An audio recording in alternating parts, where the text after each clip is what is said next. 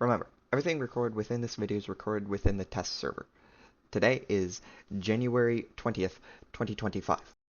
Hello, welcome to the new video. Today we're going to be covering everything new to the Ball TD update, which I would say is the next major one, covering Endless and Evolutions? The first major part of the update I think that should be covered would be Evolutions, due to the sheer fact that it's the first thing you're going to spot and there's a lot of really intriguing and interesting parts about it. Personally, one of the big parts within the update that will be shown as background footage throughout the video is the Endless mode that will be dropping. It is, well, endless as it states. Now, a big part about it that is really enjoyable is the fact that it's intertwined with the crafting thing to make Endless a very useful thing to do, considering you can now effectively get units because of it.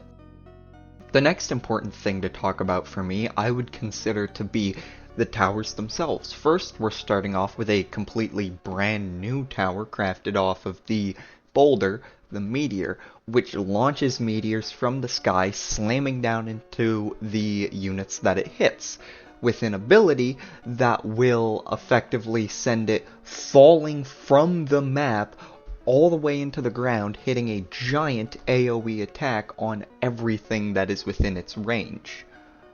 The next tower for us to talk about would be the separate types of Grugs, being legendary, awesome, and rare, unless there's more that got added that I didn't know about. You have the legendary one with the ability that does a high amount of damage.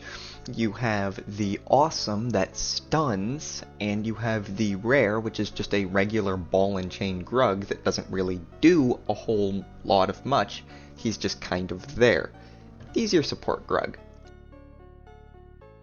Next up, you have Nerfs, resulting in the Void Ball AoE being around half as large, and the laser minigun going from a base of 20k damage pre-update to around 16.5k damage post-update. Not shiny, of course. Then, next up, you have the farms, which all farming units within only Endless mode make less money than they usually would. I struggle to figure out the exact amount. I think it's around 100 times less than they usually would, but I could be wrong. Next up, you have the very luxurious Skybound Isles, containing a multitude of statues, none other than being knight statues, a druid Grug thing sitting in a stone throne, and underneath the island you have a couple of grass balls that are holding up the entire thing. Thankfully, this is a lot better of a map than I was hoping for. Skybound Isles is an expert map that sadly won't be in the game. However, I did get permission from the devs to showcase it within this, so I had to re-record this to make that clear. And lastly, you have Inferno Abyss, the map that's actually going to be coming into the game, unlike Skybound Isles. There are 2 entrances, 4 exits, and honestly is a nice map with lava and magma coming out of the walls. It is honestly really fun and enjoyable. It's got nice lighting, good difficulty, and doesn't really feel that annoying for a map. Next up on the chopping block, we have an attacking unit that goes along the track, called a party cube, which is the more interesting of them all because the party man buffs stuff. You would expect it to do the same thing, however it doesn't. In fact, the way that it works in this is that it appears only in Endless, and it's based on the amount of money you have, which is a very strange way of going about it, but I think adds some nice difficulty as it makes farming units something you actually have to worry about, rather than just you place it and you never need to give 2 shits about it for the rest of the day. And it's really interesting.